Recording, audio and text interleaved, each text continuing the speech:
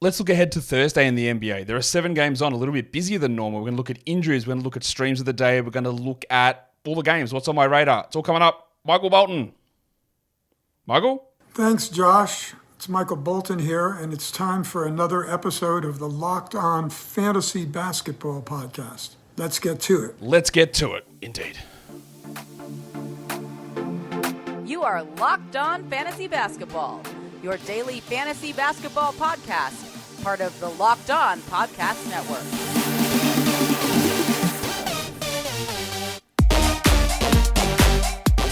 Hello and welcome to the Locked On Fantasy Basketball Podcast, brought to you by Basketball Monster.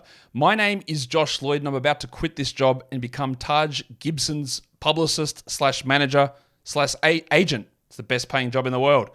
I'm also the lead fantasy analyst at basketballmonster.com. You can find me on Twitter as always at redrock_bball, on TikTok at redrock_bball, and on Instagram at Locked On Fantasy Basketball.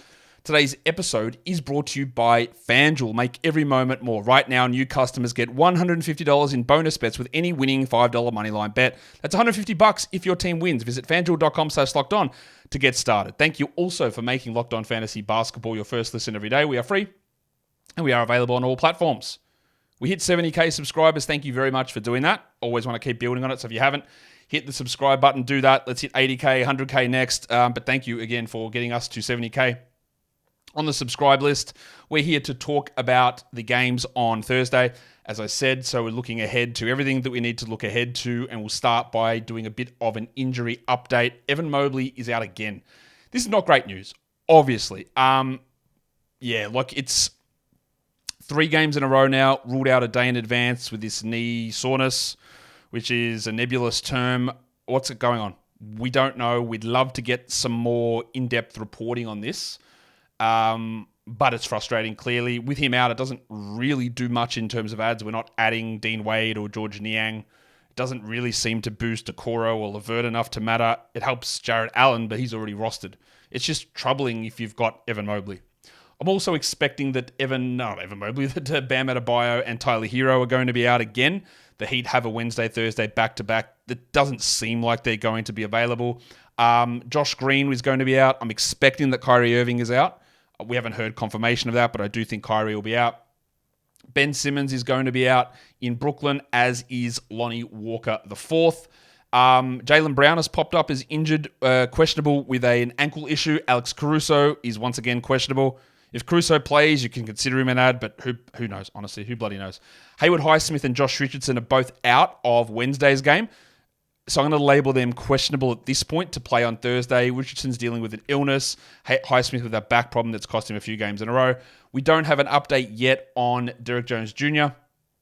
He got that thigh contusion Monday, missed Tuesday. There's a chance that he returns. If he does play, he would be an interesting ad. But if he misses this one, I'd be okay moving on because of the way that Exum and Hardaway and Grant Williams are all back now, and that does lessen some of Jones's appeal. Seth Curry also left last game. We have an update on him. He's questionable. His absence will give a little bit more to Jaden Hardy for deeper leagues. Anthony Edwards is officially questionable with that hip issue. He's missed the last couple, and I believe he practiced, so that's a positive sign for him getting back to play. Dennis Smith Jr. is out today for the Nets. If he returns, which I don't think he will, but if he does, he'd be worth a stream. KCP for the Nuggets, Kentavious Caldwell-Pope, he left the last game with that head issue, and Jamal Murray didn't play in the last game. Of course, Jokic got ejected. He'll be fine and he'll be ready to go. But the guard absences could open stuff up for Reggie Jackson. And then second priority would be Julian Strouder, who really did thrive once KCP, Murray, and Jokic were out in that second half. But we don't have updates there. DeAndre Ayton looks like he's going to be close to playing, if not ready to go.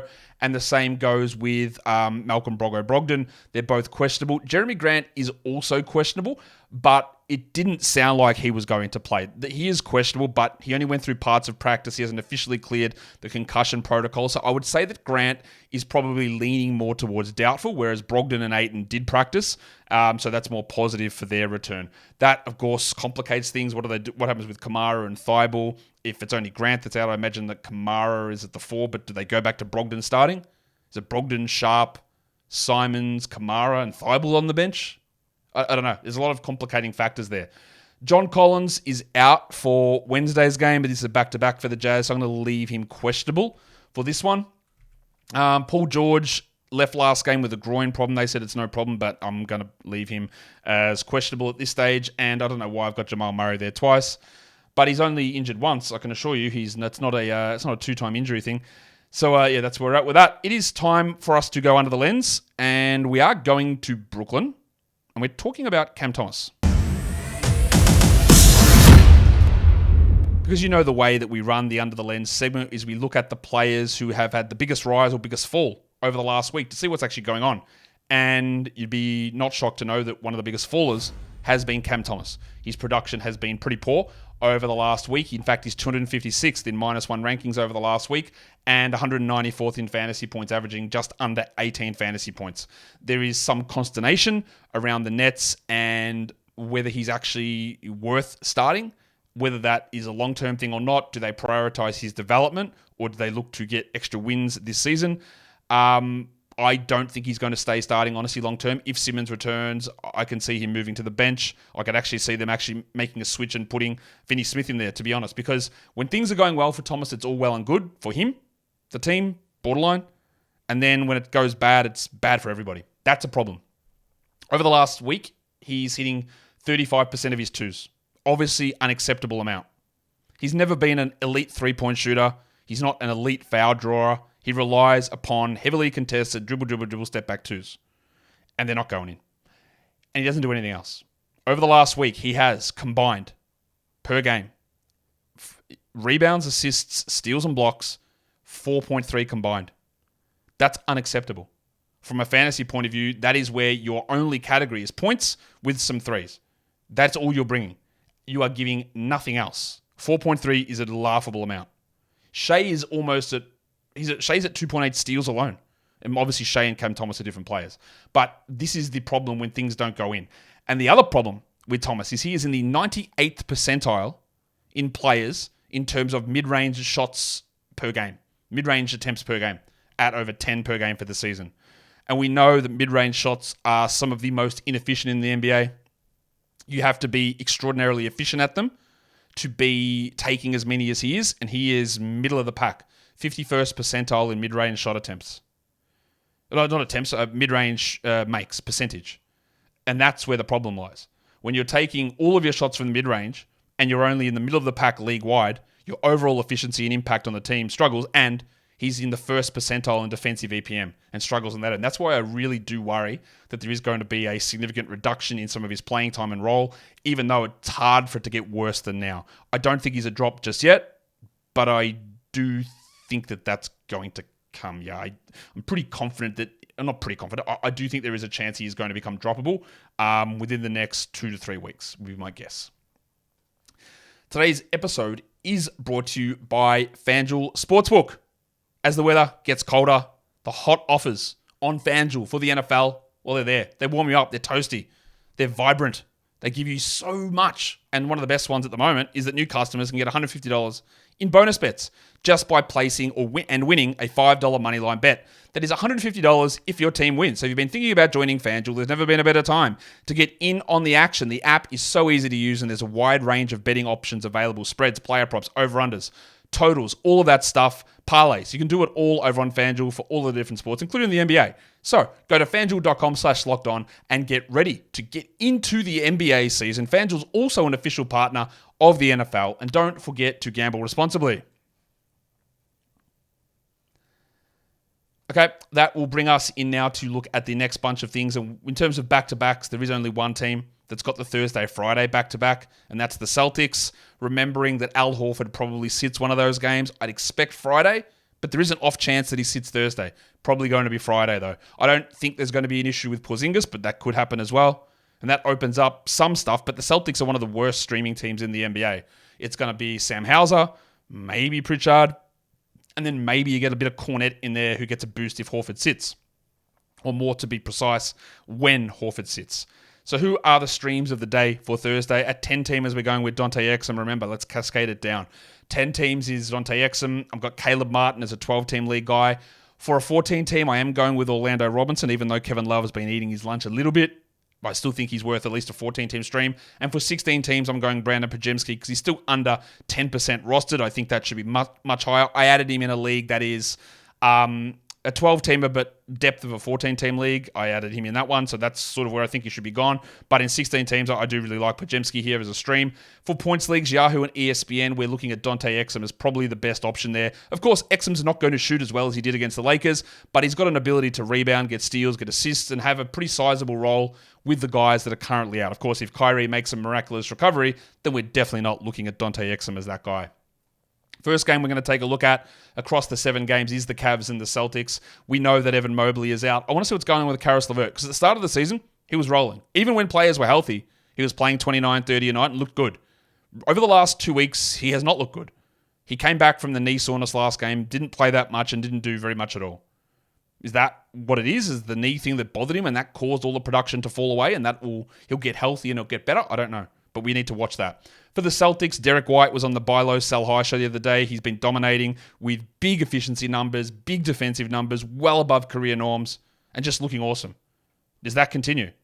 I think some of the stuff will, but some of it won't, so we watch it. In terms of streams, LeVert is probably the guy in the Cavs who's been dropped in enough spots, and Sam Hauser is likely the guy. Look, if Al Horford's available, it's a good stream, but he's at 55% rostered, so for most of you guys, Horf won't be an option for you. The Bulls and the Heat, it is a back-to-back here for Miami's second game. For the Bulls, I want to see what Patrick Williams can do.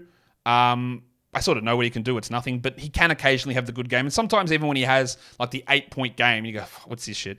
But he will have a steal and 2 blocks, which still provides use. And he's got, to counter that to what Cam Thomas does, when Williams has these bad scoring nights, which is very often, he's got a little bit of a base of some other stuff to help provide value. I do think Patrick Williams should be on a 12-team roster, but also if he's your worst player and you're looking to stream other guys in, do it. Who cares? Move on. For the Heat, streaming-wise, Caleb Martin's the guy, and then Patrick Williams for the Bulls is the stream. I don't know why I put them there in the opposite order, but that's sometimes what happens. Minnesota and Dallas. We are expecting that Anthony Edwards is going to return. They got Jaden McDaniels back last game, so do they just put Jaden McDaniels back starting? I would expect so. He played 27 off the bench in the last game, so I don't think minutes limit's a problem. So he should go back in, but I am not convinced in the slightest that Jaden McDaniels is a 12-team league player. I think he's more of a 14-team league guy, but let's see. Can he change my mind or probably not? If Edwards doesn't play and McDaniels starts, does he ramp up and get more usage? Does he have scalability? That's a key thing for future valuations as well. For the Mavs, I do want to see what Tim Hardaway is providing. Tons of minutes last game. And with those absences of likely Green out, maybe Jones, likely Irving, maybe Curry, another big opportunity for big minutes for Hardaway, who really should be rostered. In terms of streams, we look at Kyle Anderson over there. Of course, his value isn't really impacted massively by McDaniels and Edwards. He's sort of just middle to low 20s in minutes regardless. So he's an okay stream, but not a 12-team must. And for the Mavericks, it is Exum, but Jones would be an option there. Hardaway is obviously someone we pay attention to as well as a streaming option. The Brooklyn Nets and the Denver Nuggets. It is a back-to-back for Brooklyn. I am going to watch what happens with Cam Thomas, not only Wednesday, but Thursday. Do they change the role? Do they change the minutes? His shot diet's not changing, but can he do some other stuff? And how they use him is probably more important here. Well, for the Nuggets, Aaron Gordon's been very disappointing. The last couple of games have been better. Let's see if he's able to continue that momentum. In terms of streams, Dorian Finney-Smith and Royce O'Neal are the 2 guys I really do look at in Brooklyn. If Dennis Smith's available, I would be interested in him as well. And then for the Nuggets, it is probably Reggie Jackson, especially if Jamal Murray is out. But I would look at Julian Strouder if KCP is sidelined with the head injury. I don't know that he will be, but that is just another name to keep some attention on. The Jazz and the Blazers, second game of the back-to-back for Utah. They're getting Lauri Markkanen returning to action on Wednesday with a hamstring. I don't know that he sits on Thursday. He might, but I don't know. We'll watch that one. For the Blazers, we had Shaedon Sharpe as the cover guy on the thumbnail for the buy low, sell high. And someone brought up an interesting point with Shaedon. Said, like, at some point we expect that Brogdon probably gets traded, maybe Grant. I don't think that Grant gets traded, but who knows? And that could open up a bunch more minutes for Shaedon Sharpe, and that's true. And some of what Sharpe is doing at the moment is based on really high minutes. But as I detailed on that buy low, sell high, the minutes are there. His usage hasn't changed at all with guys in around. It's like 22 every game. Part of the reason that he's flying at the moment is he's hitting like 60% from 2 and 49% from 3. And that's nothing to do with opportunities and players being traded. That's just an insane hot streak. So my sell high on Shaedon Sharpe was not like get a top 80 guy back. Like, so we can get top 40 back, because him getting to top 40 later in the season, if those guys are traded, it's got nothing to do with them being traded. It's just going on a hot shooting streak. And that's the difference in that sell high. Like, could he be the 90th best player if they get back to full health now? Sure. And could he be top 50 if they get traded? Also sure. But he's rolling at like top 20, top 25 at the moment on the back of insane shooting. So that's where we sort of look at that. So let's see what happens. How do the minutes look? Does the usage ever spike at all? How does he go? How do we look with Scoot looking better as well? In terms of streams, with Jordan Clarkson out, Colin Sexton should get more minutes and shots, but we know he's unreliable. So he's an interesting guy there, while Matisse Thybulle probably gets squeezed somewhat if Brogdon and Ayton both play, especially if Grant plays. He will get squeezed somewhat, but he's shooting the ball really well from three, so he can give you a couple of those. And we know the steals and blocks from Brogdon are usually going to be a pretty impressive part of what he brings. Today's episode is also brought to you by Dave. Dave, it would have been extremely useful to have Dave if it was available here for me when unexpected costs hit, like a fence collapsing on top of your car. Would have been sick, because you can go into Dave and they get you the extra cash. That's something they offer. It's called Extra Cash, TM. Dave is the banking app that is leveling the financial playing field. When you download Dave, you can get up to $500 in 5 minutes or less. No credit check, no late fees. It's part of Dave's Extra Cash account. Advance the money that you need with no interest, and then you settle up later. It gives you the extra money to buy groceries, fill your petrol tank, gas tank, get your car repaired. Oh, there you go. Car repaired. Or catch up on bills without having to wait for your next paycheck. You can even build credit when you settle up on time. So download Dave today at dave.com/lockedonnba. That's dave.com/lockedonnba. You could get up to $500 in 5 minutes or less. No credit check, no late fees. Download the Dave app now, or go to dave.com/lockedonnba. For terms and conditions, go to dave.com/legal. Eligibility criteria and instant transfer fees apply. Banking services provided by Evolve and a member of the FDIC. What does FDIC stand for? Federal something, something, somethings? I'm guessing 1 out of 4. I'm sure I could look it up, but I'm not going to do it right now. Let's go to the next game on the docket for Thursday. We're looking at the Oklahoma City Thunder and the Sacramento Kings. As always, we're watching Josh Giddey, but I also want to watch Jalen Williams, because we talked about how his deflection numbers were high and it wasn't translating to steals. It's still not happening. He's still I don't know. I would say that he's good. He's been good, but he's also been disappointing.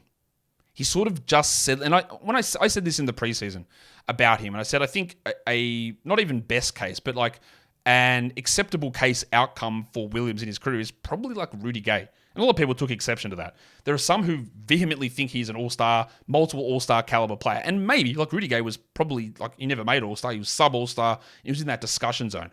Williams, I think, has been strong. I'm not sure he can ever be a primary ball handler or a high-usage player. He's an excellent player who contributes to winning in a high way. I don't know. I'm just marginally disappointed. Maybe I'm being unfair on him. But let's see. Can the steals come back?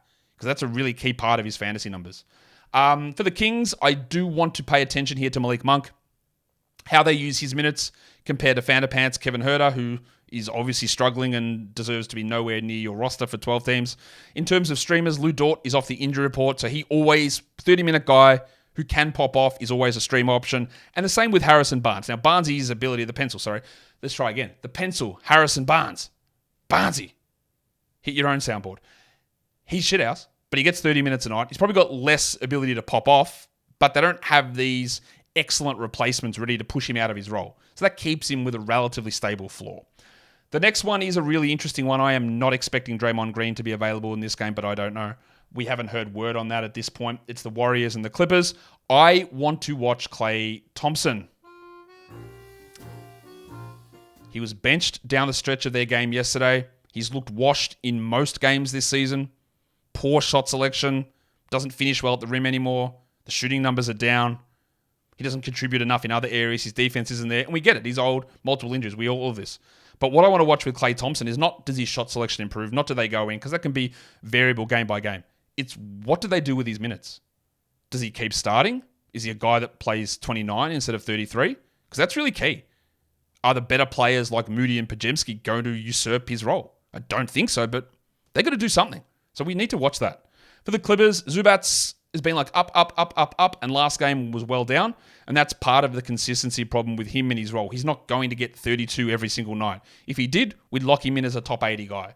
And he just has these nights where sometimes it just doesn't work and they just go other directions.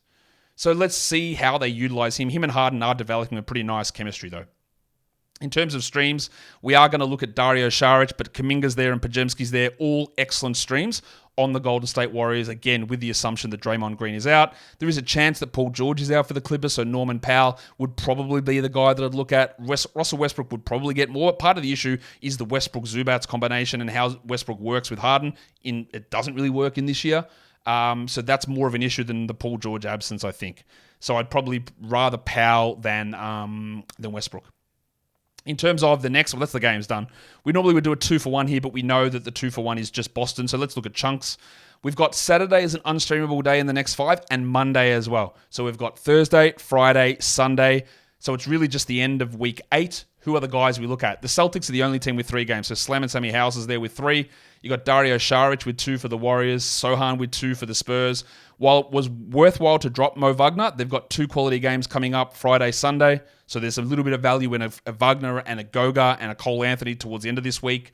Drew Eubanks with 2 with the Suns, and then Podziemski. So obviously the Warriors. Saric, Podziemski, and John Kuminga, Moses Moody getting that little bit of a boost. But the Celtics do have the most games. They just have not great streaming options, unfortunately. For 10-team stream options, again, we cascade it down. No matter what league you're in, just start at the top here and see how we go. 10 teams, we have a 65% cutoff. We start with Dante Exum, and we go to Caleb Martin. I like Alex Caruso too, but I just don't know or can't trust that he's going to play. Pat Williams sits at 45%. You've got Al Horford, who's worth a stream if he plays, of course, and Colin Sexton. A pretty strong group of 10-team stream options there. For 12s, we go to Saric. We go to Derek Jones if he is available. He's at 16% rostered. Kelly Olynyk at 20%.